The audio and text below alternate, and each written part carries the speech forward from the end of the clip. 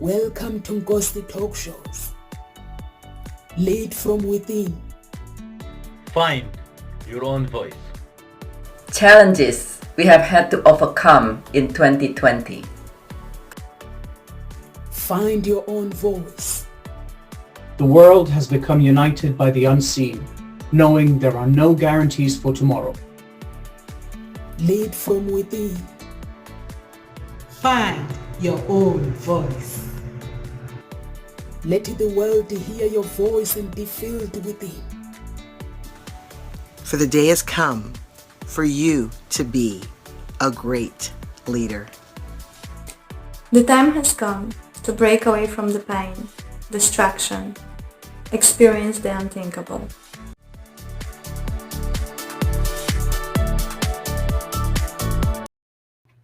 Welcome to Ngosi Talk Show. Find your own voice. Lead from within. Over to you, Carol, and please introduce yourself to our audience. Yes, hello, and good afternoon from London. And my name is Carol Ann, and as the writing facilitator, what I do is I support soul-driven entrepreneurs in helping them become more productive with their writing by connecting them with their deeper innate ability to write. But more importantly, they experience free-flowing writing. They experience an unlocking of the writer within and getting their book written, getting their story written, because you cannot publish what isn't written. And all of this has come about from my own struggle with writing, my own unlocking of the writer within. So I'm Carol Ann, the writing facilitator, helping you unlock the writer within. Thank you. Thank you, Carol Ann. Over to you, Amanda. Please introduce yourself to our audience.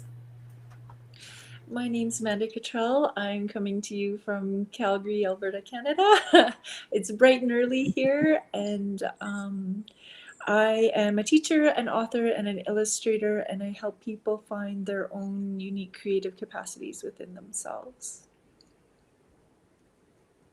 Thank you so much, Amanda. So our topic today is why struggle is a good thing for our lives, even if we never want to struggle. Basically, no one wants to struggle in life, but sometimes circumstances. So Amanda, you've chosen this topic. Could you please explain to our audience the topic and why you chose the topic? I chose the topic because I'm finding that so many people right now are struggling with the things that are going on in the world, and it's so hard. And also in Canada, I don't know about in the UK, but this week, the first week of May, is Mental Health Awareness Month or week.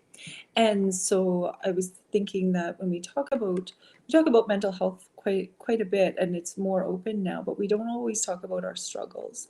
And so our struggles sometimes are something that can actually, in the end, really help us. But we don't always want to talk about them, or we don't always want to admit that we're struggling. And I know that whenever I admit that I'm struggling, it actually helps me heal from that struggle.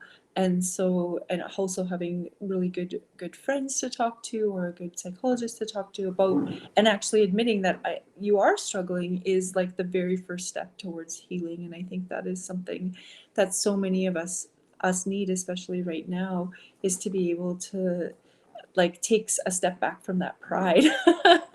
So often people are too proud to say that they struggle, when really I think that admitting that you can struggle that you are struggling is a huge strength, because that shows that you can be vulnerable.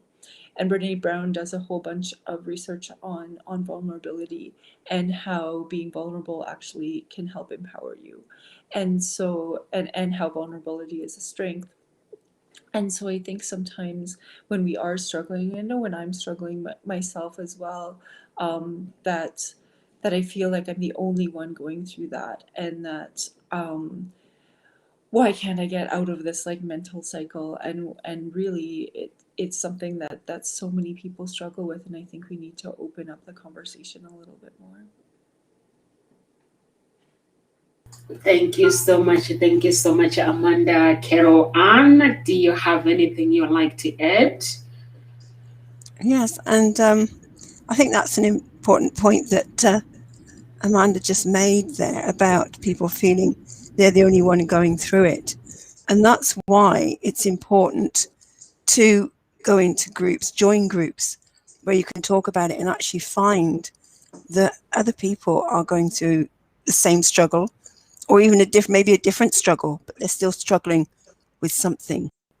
And I know when I ran a workshop recently, and some of the participants on there said it was really helpful to hear how other people had been struggling with their writing, or the things that they believed about themselves, and and they were experiencing the same thing. And so it helped them to know that they weren't the only one. Because when you sink into, you feeling like you're the only one, it can be quite depressing, and it's not a very comfortable place to be.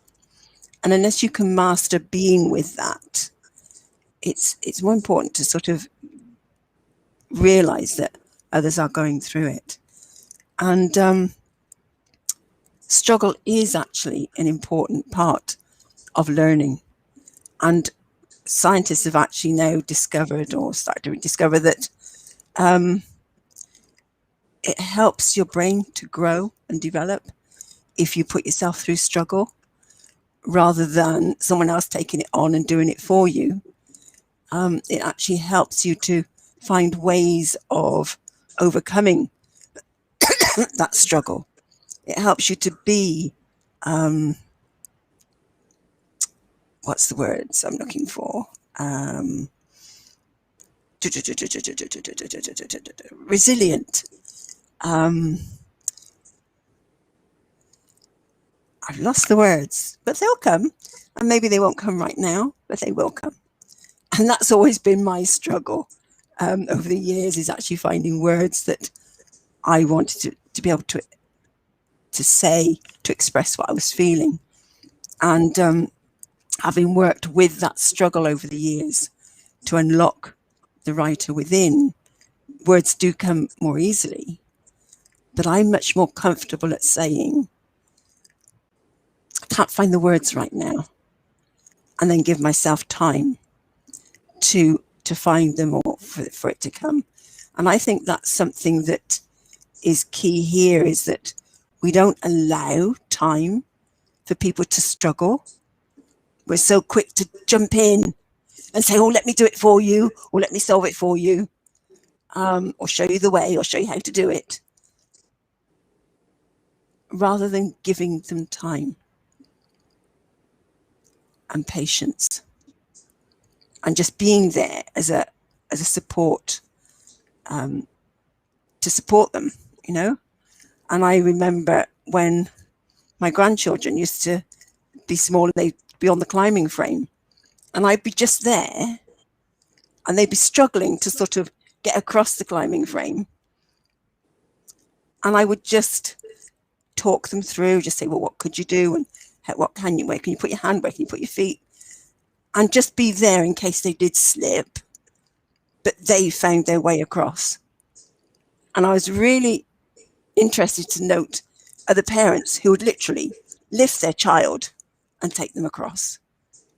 And I remember thinking, what have you actually taught that child? They're not going to be resourceful, that's the word, resourceful, resilient, and have that mindset of, how am I going to solve this? They expect someone to just do it for them.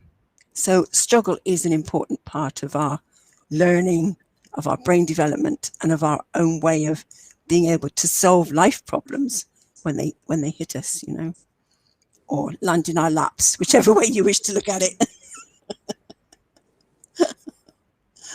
Yeah. Thank you so much. I agree with both of you. Struggle does help you a lot. When I was growing up, I I had my dad. My dad was a teacher, and my stepdad was his family. They come from a wealthy family, so that means he was one of them wealthy people. So I looked at my life when I went to my mom, visiting my mom, and I have everything that I want. But I have to work for it. So my stepdad was that man that he didn't treat children like you're not my child. So we were all his children. So you want something, you have to work for it. So I worked for everything that I wanted. I'll say to him, give me this, give me the job, I'll work, I need to go shopping. So, and then he'll cough up. So I go to my dad. I knew my dad was not that rich, but there were things that he wished for us to do, but he couldn't do it. But we were not struggling, we were just fine.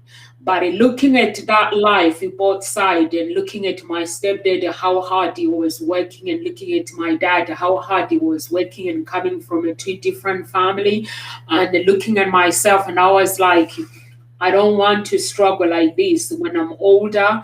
And I asked my dad, and my dad was like, if you want a good life, so you're gonna have to work. You're gonna have to look at your environment where you are in Africa, and if this is where you want to live. But if you want to travel, you're gonna have a better life. You can have a better life here, but it's not the same. So I listened to him, and those struggles, just watching my family, watching my dad, wanting to give us that better life, but him having to struggle. And my grandmother, obviously, she was our mom. We wouldn't allow anyone look after us. We had our grandmother, so to us, she was looking after us. She was our mom, although we had mom as well. So looking at my grandmother working really, really hard, getting up at 4 a.m., going to actually every food that we ate, they're growing everything. 4 a.m., a 60-year-old woman, and coming home and putting food on our plate. I was like, I don't think this is the life that I want to do. Even if I go to school, I get a degree, it means I'm going to go get a job and get a husband. There's one thing in my culture. What do they do when you get married? I'm gonna show you guys. When you get married, so there's something that they put, forgot what it's called in Africa. So when you get married, you have to respect your in-laws. After work, you wear your high heels and your hair up. And when you get home, there is no such thing as you putting your hair up in front of your mother-in-law. You have to tie up like this. So I look at myself, I look at my friends. I was like, I'm sorry, I am doing this. So I was like, no, I'm not doing this life. And I was like to my dad, I'm sorry, this is your culture, but it's not going to be mine. And that struggle made me become a leader who I wanted to be. It made me be a leader within and to travel around the world. It was not easy for me traveling to United Kingdom, learning the culture in United Kingdom. And every time I met somebody, I wanted to learn, because I look at back my life back in Africa. Yes, I had a great life, but I didn't have the privilege that in UK, you can go to uni, you can do anything, you pay your own fees, although you have to pay it back. In Africa, we don't have all those luxury. Every money comes from parents' pocket. So those are the things that made me wanting to actually be my mindset, wanting to succeed because of the struggles in my life. So I don't know whether you guys have this. There's someone from Africa who is laughing. Honestly, that is the truth. You have to tie your hair and cover it up. All this beauty is gone. Once you are married, it changes. Mother-in-law is like you have to respect, and also when you are giving them is it food or water, I can't remember, you have to bow down like this. But my family, my mom never done that to my dad, to my stepdad or to my dad, because I I've never seen them doing it, but other cultures, other tribes, they do that. You have to go down on your knees. Basically, it's like that is the culture, and I'm proud of that culture, but that is the life that I saw. And I thank God for those people that were older than me that made me see that life. I was like, no, not for Nomsa. I was like, no. So what do you guys think?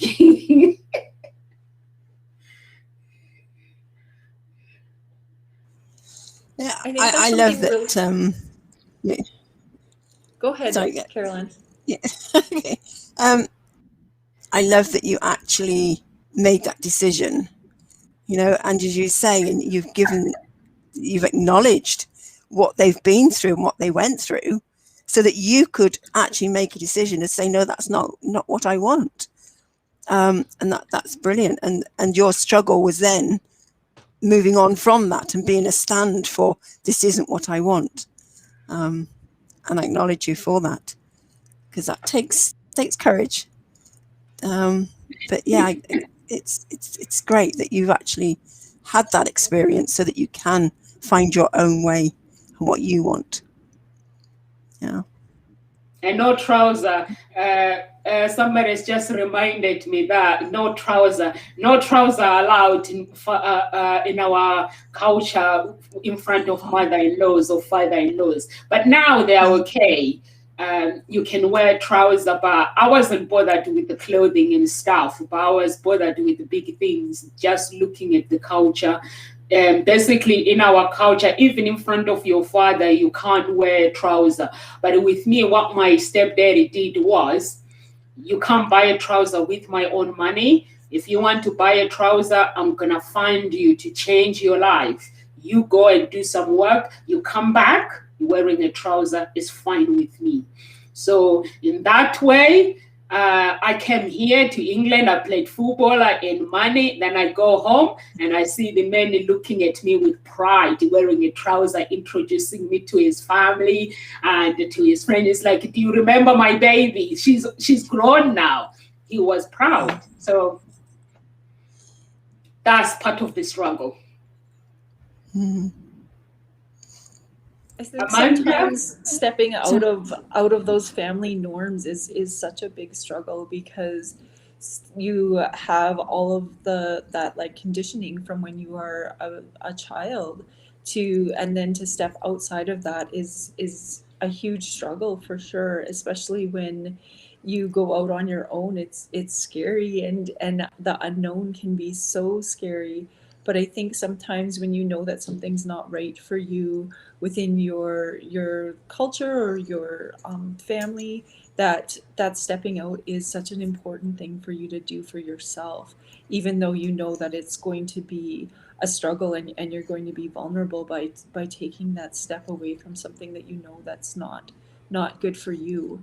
And I think sometimes people judge people because they step out of what that norm is.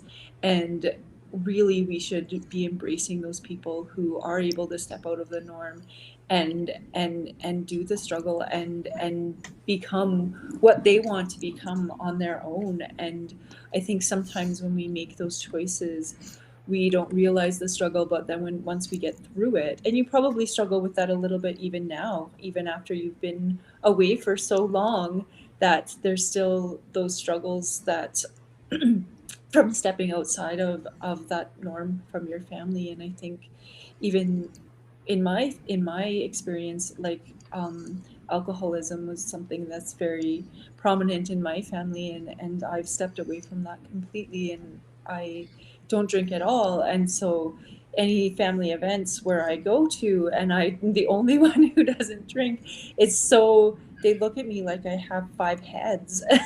And this has been happening for a very long time, because I haven't had any, like, I've never was a big drinker, but I haven't had anything to drink in, I think, over like 5 years. And so stepping out of that norm of something that's cultural, even when I go to friends' houses, because in Canada, like having or going out for drinks is something that people do all the time. And they look at me like, what, you don't drink? I'm like, no, I still will come. I still will go out for drinks, but I'll just have like a cran soda or something instead of a drink with alcohol. And stepping out of that norm is so hard. I always have to explain to people why I don't follow that norm. But it empowers me as well to be able to be like, it just doesn't fit my lifestyle. It doesn't fit my mindfulness piece. It doesn't fit my connection to yoga. It doesn't fit who I want to be. And when I look at who I want to be, that piece of my culture doesn't fit into what I want to become. And so I think sometimes when you take a step outside of your cultural norms, even something as simple as drinking, it can be such a struggle for people and it still is for me to go to parties and people are like, look at you like you're so weird. And I'm like, no, that's just me. So yeah, stepping out of a norm is something really challenging, especially if it's something ingrained in your culture. That's amazing, Amanda. I don't drink or I don't smoke. I've never drank or never smoke, but it's good for me because I had to work on my confidence. When I go to a party, I don't have to wait until I get drunk to get on stage. When music plays, I just go and dance. When we went to, I think Sharon did an event, was it 2019? So we were all dancing after the speaking events. We were all dancing, but all the speakers, when I messaged them on Facebook, they're like, "Oh, Noms, I remember you on stage." Because you shouldn't really worry about what people think, even if people think you're weird or you're what, because when they drink, you embrace their wants, their desires. So you're not judging them. When I see someone drink, I don't judge them. So if you don't drink, you don't drink, and you shouldn't really feel it because of the culture. You shouldn't feel like you shouldn't worry about what people think. And which is, I didn't drink as well because I ask everyone, the beer doesn't taste good. When you drink it, it's disgusting. So I said to my friends, what is the joy when you drink? I was trying to find something exciting about the drinking. And I tested it and I was like, this is disgusting. I don't want to drink this. So then I realized actually, I think when people start drinking, they drink because the friends are doing it. So they want to do it and they'll keep doing it even if it doesn't taste right. So I was like, oh, well, I'm not going to drink. I just go and look after you all. So they go and drink. When we go out, they drink. I look after them. And I'll be telling them what happens the next day. So it is fun. And also, I like people who drinks. The reason why I like people who drinks, when you go to a pub, if you don't have money, you come out drunk. But if you go to church, where you're meant to not to judge, people will judge you in church. But when you go to a club, you go to a pub, everyone, as soon as you walk in that pub, everyone wants to know who you are, your name, where you live, are you, they all know the community. Are you from here? If you're not from here, the next question, what would you like to drink? So that means they welcome you, they want to buy you a drink. So I like that culture where I know that even myself, I always say people who drink, they'll go to heaven. If God is not going to judge them because of the beer, they'll go to heaven because they are very kind. And when I go to church, I've been to church like different places where I come out crying, people judging me. And that is a place where people shouldn't judge. So that is for another topic. I think we should cover this topic because it's a very exciting topic. So Carol Ann, how can the struggle, I think you guys have covered this a little bit. How can the struggle help you to grow? Well, it actually gets you in touch with your body and it gets you to know yourself. it's actually a key part of the process we do in educational kinesiology. We get in touch with the struggle. If there's something that you want to achieve, we actually do the actions and do some role play or something that gets you in touch with the struggle.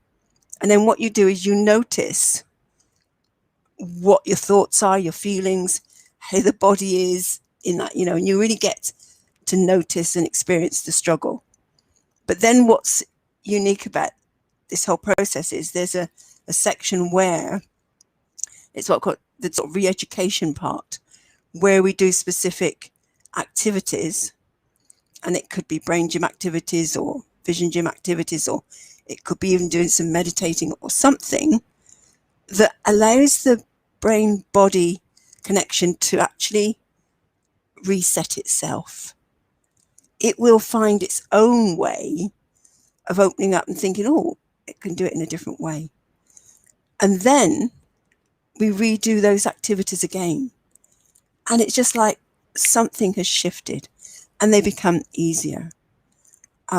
So that's the beauty. And then you notice, well, wow. And actually sometimes you don't realize how much of a struggle it was until you've shifted something. You don't recognize or realize what pain you were in until the pain has gone. And I know a lot of people who I've supported and worked with, it's not until afterwards that they've noticed the change and they've gone, oh, well, actually, I wasn't able to do this before. I was struggling with it, and they're able to then describe how it was, because how it is now is different. So it's that learning, and it allows, as I say, you to get in touch with your body. And I actually used this on Sunday. I was doing a jigsaw puzzle. It was only a 100-piece puzzle, which I have done before this one, but I just wanted to do the frame. And it was quite a complicated, intricate sort of pattern around it. And I found it really hard to put the pieces together because I wanted to do it without looking at the picture, because that's my normal way of doing it, is all looking at the picture, seeing where pieces go. So I thought, no, I don't want to do that this time. And I was really struggling. I managed to get some pieces together, and then I got to a point where I'm thinking, oh, I'm really stuck with this. It just felt like my eyes couldn't see. I just couldn't see any way of getting this together. And I related it to a proposal that I was wanting to write for something and to send to someone, and I couldn't see how to put this together. So this is what I love doing. I love sort of putting things together in this way and creating a metaphor out of it. So what I then did was I went and I listened to some special music, which is part of something called the listening program. And what it does, it's specially put together so that it just tweaks your ear muscles and reconfigures the brain patterns. And after I'd listened to that, I then found myself just drafting out the proposal. I went and sat with a jigsaw puzzle, and literally within 3 minutes, boom, boom, boom, all the pieces were together. Just found myself putting them together. And so it can be that easy, but you need to get in touch with that struggle, because you then really get to know your body and what's happening, and you can then appreciate the ease with which actually you can do something. But it allows your body to reset itself and find it, because it loves to do things more easily anyway. So yeah, that is a great part of struggling. So it's about embracing that struggle, not pushing it away or making it wrong, but embrace it. And then do activities that allow the body to go, okay, I find it a more efficient way of doing this. And it always happens. There's always something shifts. It's beautiful. And that's what I love about educational kinesiology. So yeah, it's fun. And it's a fun way of living, actually, because I apply that to everything that I do now when I'm struggling.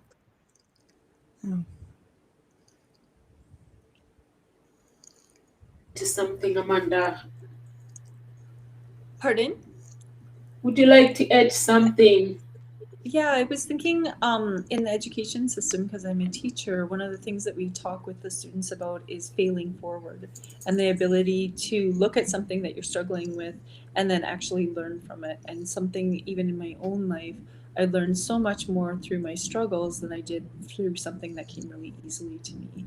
And we can be so proud of ourselves for something that we really struggled with to be able to achieve versus something that came really easily. And when I look back on my own life, I have three university degrees, two, and the first two, I was like, oh, those were a breeze. Like, I like skipped class half the time and like. How did you end up with 3 degrees, Amanda, if you don't mind me asking? Well, my first degree is in political science, and then I have a teaching degree, and then I have a master's of education. And so my first degree, I skipped class all the time and went snowboarding, and I was smart enough to just be able to pass everything and do well enough to get into my teaching program. And so in Calgary, where the program that I wanted to get into, you needed to have a degree first in order to get into teaching. And I also thought I wanted to go to law school.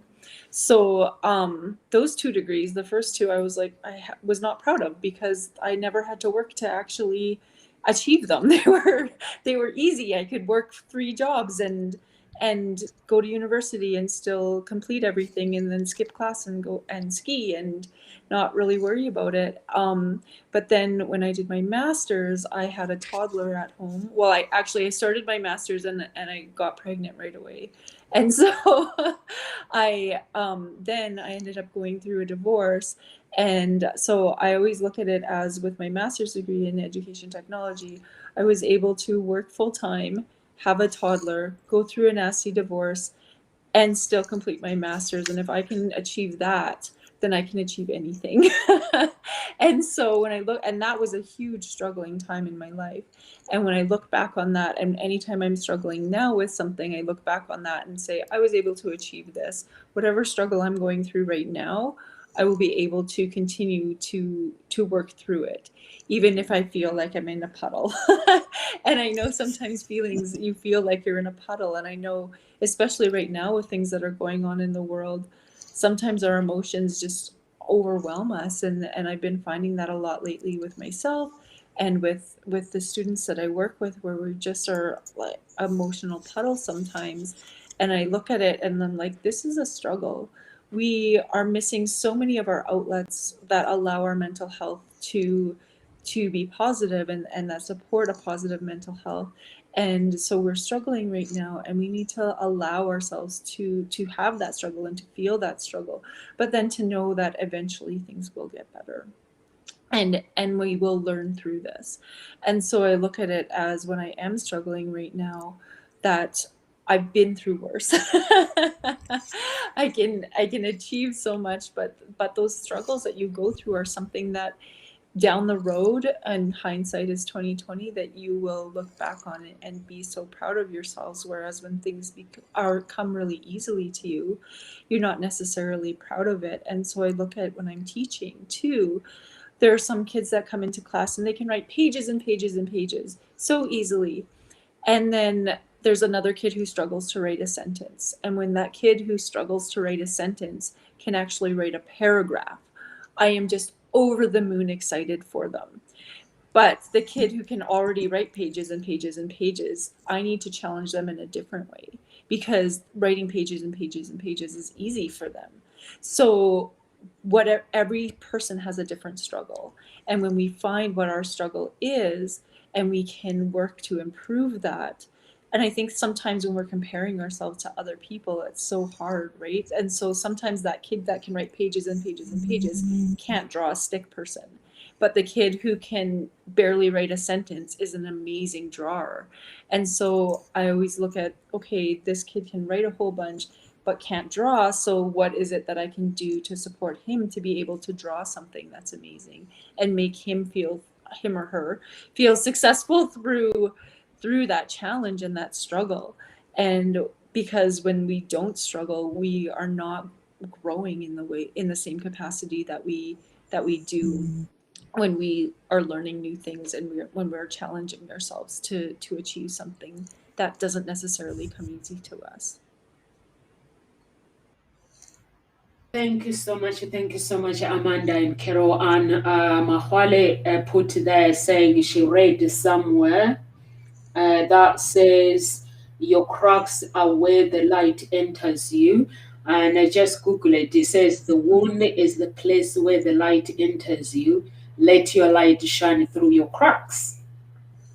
So thank you so much for that, Mahwale. And I think when you talk about the struggle, and Carol Ann, you talk about don't make whatever you're doing in life or your struggles, if you make a mistake, don't make it yourself wrong. And I think it's very, very important. I actually agree with you that, every time when you're struggling, there is a lesson. When a struggle is presented to you, there is something that you have to learn. I've struggled so much with social media when I started my business, and every time I wanted someone to find out, because people say you can have someone running your social media, and I've asked people how much do you charge to actually manage social media, and people say £800, £500. I was like, what do you do? They tell me the things that I've already doing, and I'm like, but I need more. I'm doing this. So, and then I have to ask myself, do I pay £500 for somebody to post on my social media that is going to take them for 10 minutes, that takes me every day? And I was like, I kept doing some research. And Instagram was the one that is really, really annoying. I do not like people following me on the Instagram and they unfollowing me. And I was like, is that yet today? I'm like, I have 200 followers. And when I wake up, I have 50 followers. People, basically, they follow you, so you follow them. Me, I don't unfollow anyone. So they follow you and then they unfollow you. So I was like, what's going on? So I got really annoyed with the Instagram. So I had to go to business events. Basically, Carol Ann, you've been to Andy Harrington. And I went to Andy Harrington's event and Desmond O'Connor. There are so many business events, even online, virtual, for social media. I basically had to read what they get up to, how are they managing their social media. I don't buy products. I go to somebody's events, but I do not buy products, because I saw with my other business partners, it becomes an obsession where you go and pay £2,000 and you don't never use those products. So what I do is I kept going, because it was a big, big struggle for me. And sometimes people will comment on my social media and say, oh, that's not how you post. But now I realize actually I was doing it right, because people were just putting me down. So I was like, I'm going to learn. This is a struggle that I'm going through. So I kept learning. I kept going to the business event. I got the part of how to post my post. That one was successful after maybe a year. That's when I felt comfortable, because everything is a struggle in business. So I'm just saying this for somebody who is starting a business. Don't judge yourself. Learn, like Carol Ann was saying. Don't make yourself wrong. Every mistake that you make in business is a learning, even with a relationship, with a family, with a friends, whatever mistakes you make, you are learning. So I kept learning and I kept Googling. I've been running my business for 3 years, and guess when I found the solution? Every website, because I was looking for the solution with the frustration, and I was finding the solution was in front of me on Google, but I wasn't looking. Because I was searching it with the frustration. And a year ago on lockdown, when we went on lockdown, I was like, okay, let me go back, see companies, companies that bring traffic to social media. Let me go back and check. Guess what? The very things that the website that I went on, those were the website that were my solution, but I didn't realize it. So I went, then I was like, let me contact this company. And the guy was like, yes, as long as you're willing to post on your social media, run your social media, keep it authentic. So we are able to bring traffic. We just basically annoy people whenever they scroll up. They scroll on Google to look on Instagram, you keep popping up, and they follow you. So that's what we do. So then that's when that was the solution for me. But it was a struggle for, I think, 2 years. Yes, it was a struggle for 2 years. It was a really, really frustrating. The only social media platform that I worked out was LinkedIn. Because with LinkedIn, when you pay LinkedIn, so I paid for the first time, then I got the tools to learn how to use LinkedIn. So it was easy for me. And Sharon, my business coach, his partner, she does social media, going to learn social media. She deals with LinkedIn as well. So I've learned LinkedIn. It was out. With LinkedIn, I didn't have any problems. But the rest, there's only one platform that I'm having problem is this one, Facebook.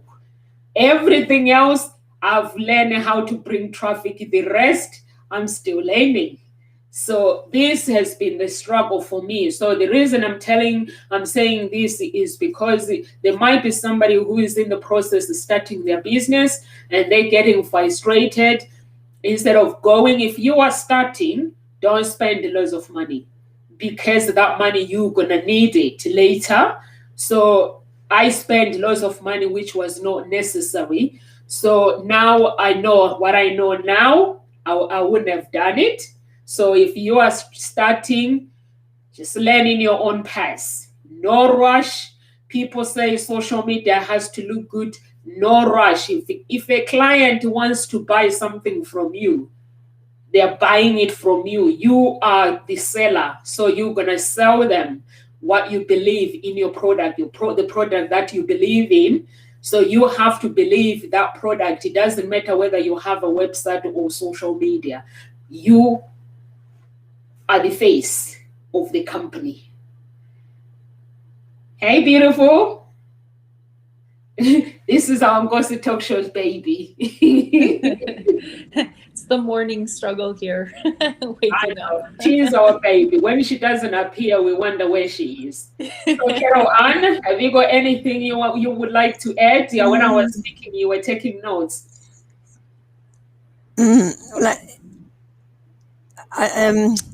What you were saying about in business and about embracing that struggle and allowing it to take time, because it can take time.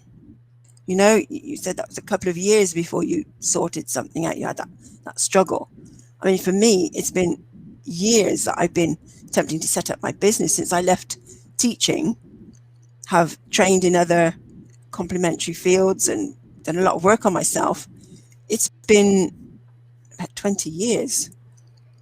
And a lot I've managed to get through struggles.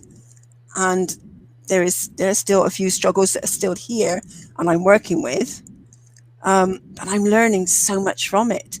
And so much is coming together. And I've met so many amazing people through that. And I've actually come to know myself and what I stand for, and found my voice and found my strength to stand up and say, no, this is what I believe, what I've come to believe is true, and stand for that. And so like Amanda's saying, for her, she doesn't want to drink. And it's being able to find that strength in yourself and stand up and say, no, I'm not drinking.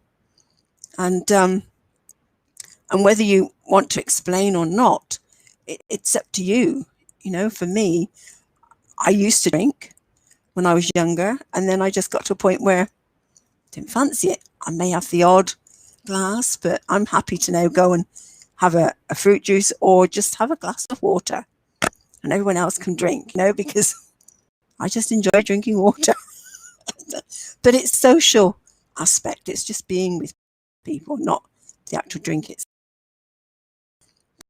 Going back to business, and we learned so much through that struggle of setting up a business, that something I read was knowledge is less important than a mindset of discovery and curiosity. And so if you've got that mindset of discovery and curiosity, it will take you into that adventure of working through a struggle. Well, how can I get through this? What can I learn from it? What is it here to teach me? Rather than thinking you've got a lot, you need to know, have a lot of knowledge to get yourself through that. But, and you need to feel comfortable with mistakes and the struggle. So what Amanda was saying about failing forward, it is just embracing that sense, well, I haven't achieved what I want to right now. And as I said before, failure is only feedback, and it's embracing that. But there was something else that I wanted to say, and it's gone, like everything else just goes. I think it was mainly that time giving it, oh, I know. What came to mind was a memory of a particular class that I had, a year 8 group when I was teaching. And I think it goes back to where we rush students through things to get things complete, and with them the time that they need to sometimes get something done, or to allow them to struggle. And I had a year 8 class who were been really quite challenging, and I'd learned a lot through them, and I just also in Brain Gym then, and so I was using the Brain Gym activities with them, and the shift with them was phenomenal. But I actually had an inspector come in and sit in on one of this particular class's lessons, and it was hard work sitting with them, but I was proud of them at the end of it, because they'd listened to one another. I didn't used to do. And I actually got them coming out to the front of the class to write it on the board and to explain, talk it through themselves, which took them, because they were slow in going through it. But the rest of the class sat and listened, which 2 terms previously they would never have done. I couldn't have done that.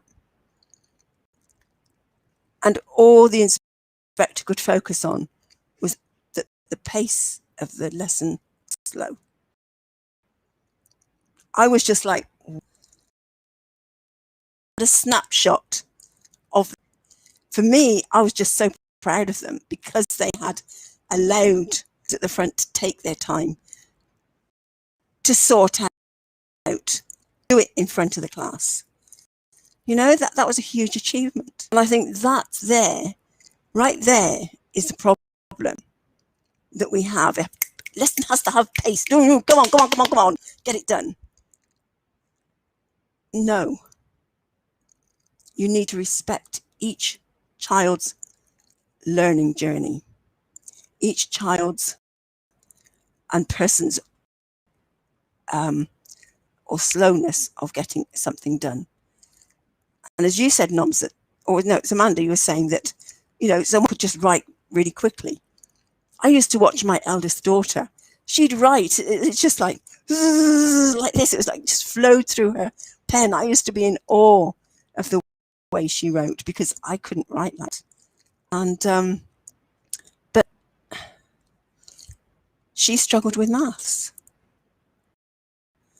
Even though she could, and she had the ability to do it in times when I was to sit with her, but she'd have this going on inside her thinking, but I don't know. And she'd stop herself from working through it, so that she'd create a struggle there.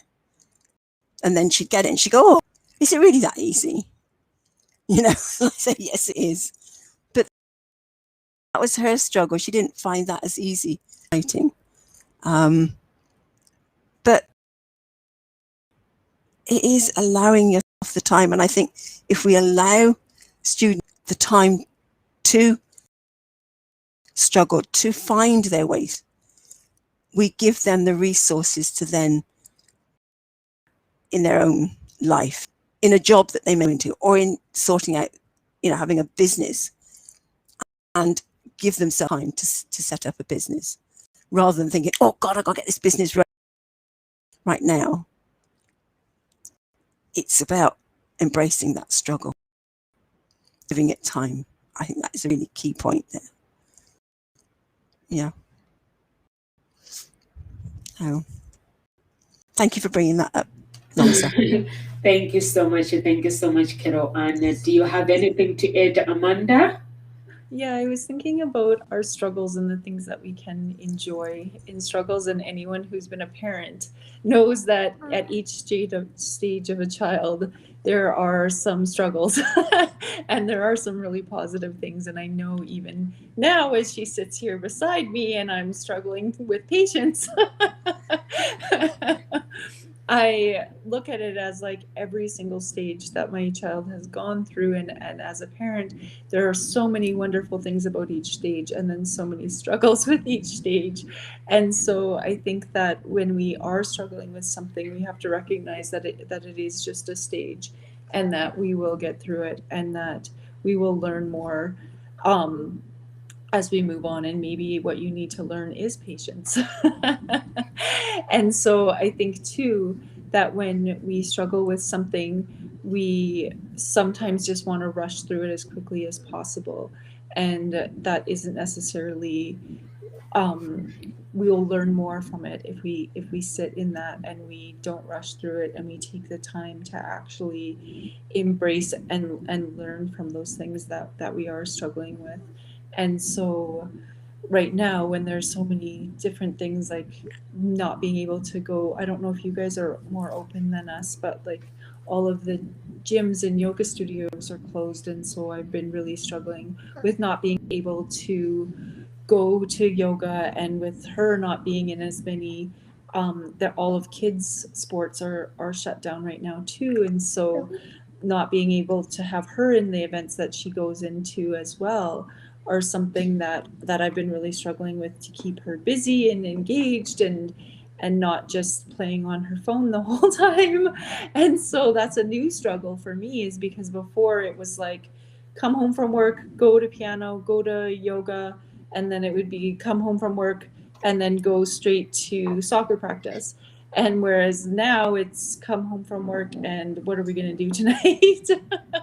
And so it's a different struggle, whereas before it was like, go, go, go, go, go. Now our struggle is, what am I going to do to keep you entertained? And so I think that each piece of our puzzle, and as we go through life, there's new struggles that come up each and every day, and that we will move through them. It's just how we choose to deal with them and learn from them as well. And I don't think that struggle is necessarily ever a bad thing if you choose to learn from it.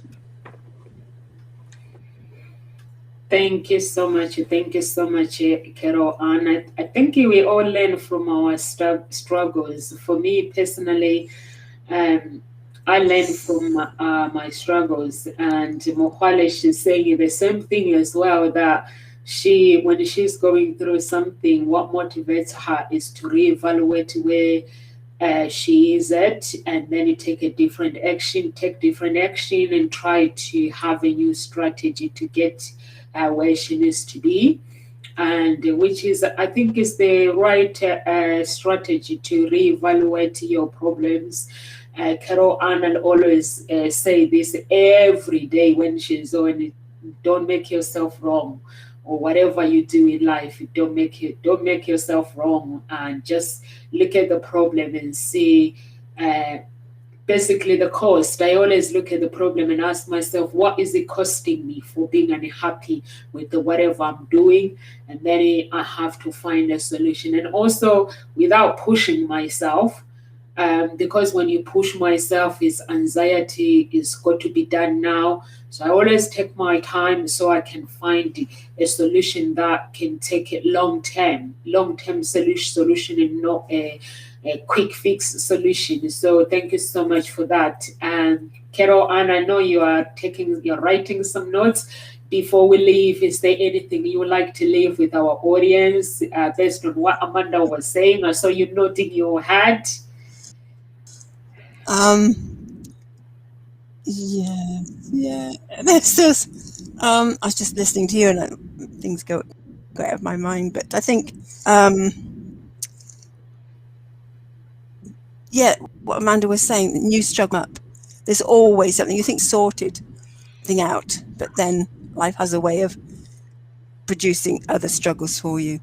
And I think if you can then work your way through each of the struggles, it gives you that resilience to embrace the new challenges and struggles that come along.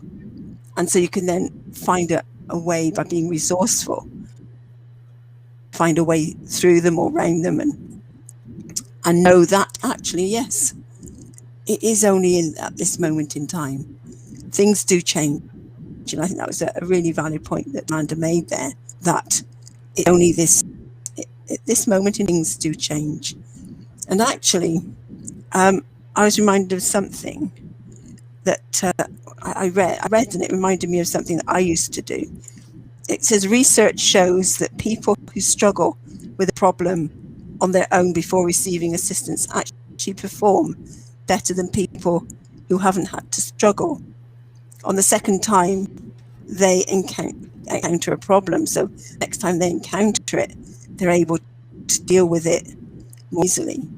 She reminded me of my dad used to teach me certain maths topics before we'd even touched on them at school.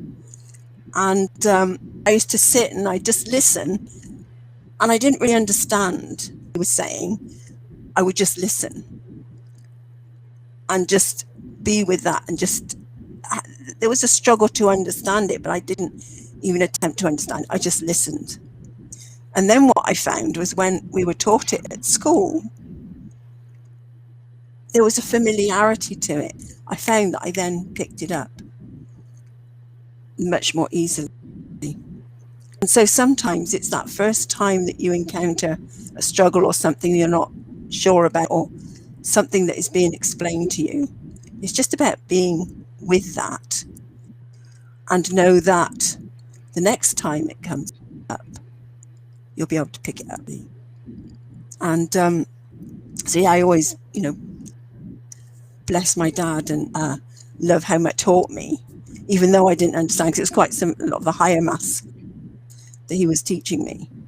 I used to go, yeah, okay, Dad, yeah, I didn't know what he was talking about, but and then, as I say, when the teacher started going over it, I'm going, oh, right, yeah, that makes sense, so don't worry if you don't understand what that lesson is the first time a struggle happens, because it will always come back again in another way or something, and you're that in its familiarity that you'll go, and you'll get it, and you'll move through it much more easily. So the main point is here, just embrace a struggle, don't fight it, be with it, and know that it is only a moment in time, and things, and you can get through the struggle. And one of the things I keep saying is that the universe never gives you anything that you don't have the resources or the ability to do. No. Remember that and sit with that. Thank you so much, Carol Ann. Words of encouragement. Amanda, I can see you're like, don't worry, she's not disturbing you. This is a friendly show. It's a friendly show. No, you don't have to struggle. Just let her be. Let her be. We all Just have wants to be in children. the spotlight. I'm struggling with. Let her be. I was looking at the comment and it says to reevaluate where I'm at and take a different course of action. And I think that's so important when we are struggling. Sometimes we just keep banging our head against the wall because we're doing the same thing over and over and over again, looking for a different result. But when we can change our course of action into, then we actually are learning and actually changing the outcome. So sometimes when we're struggling, I feel like it's like a cycle where we're doing the same thing over and over and over again, and until we meet that person or meet somebody that will flip the switch in our brain that allows us to take a new course of action or to find a course of action that's actually going to make it work, then that's when we are able to come out of that struggle and to go into a space where we're maybe not struggling for a little bit, and then a new struggle will arise as well, and then we'll have more tools in our toolbox to be able to help us get through that next struggle. And so I think sometimes when we are struggling, we just end up on this endless feedback loop of doing the same thing over and over again until one day we wake up and we take a different course of action, and that's when everything just is like that aha moment, that light bulb turns on. And we can see that in so many different aspects in schools when we're learning. Carol-Ann was talking about math, and sometimes it's just that one teacher, you don't get any of the concepts at all, and it's like so hard to understand, and then somebody else explains it a different way, and all of a sudden the light bulb turns on and you can totally understand how to do it, and it becomes so easy. Yet up until that point you were really struggling with the concept. And I think that's something, even when you're talking about social media, we struggle and struggle and struggle until all of a sudden we meet that one person that tells us this one trick, and then that struggle is gone. And it's like, how you wonder why you struggled with that for so long. But I think it teaches you how to be patient, how to take time for yourself, how to reach out to other people to be able to implement a new strategy, or to find what it is that's going to help you get through that. Okay, what do you have to say? Well, basically, it's exactly what my mom does, which is like exactly what my teacher does. So then basically, we need to see your face. Every single time, like if I'm doing like multiplication, all my other teachers are just like, oh yeah, just time that and times that, and then you'll get the answer. And it's like so hard for me. And then my teacher, if I were doing like 60 times 60, let's just say that, you would times 60 times 60, and that's 36. So then you put 36 at the end, and there's 2 zeros, so there'd be 3,600. Thank you so much. Thank you so much. We appreciate that. Thank you so much. Get it. Well, I need to go and do the next challenge of my day, which is getting her ready for school. Thank you so much.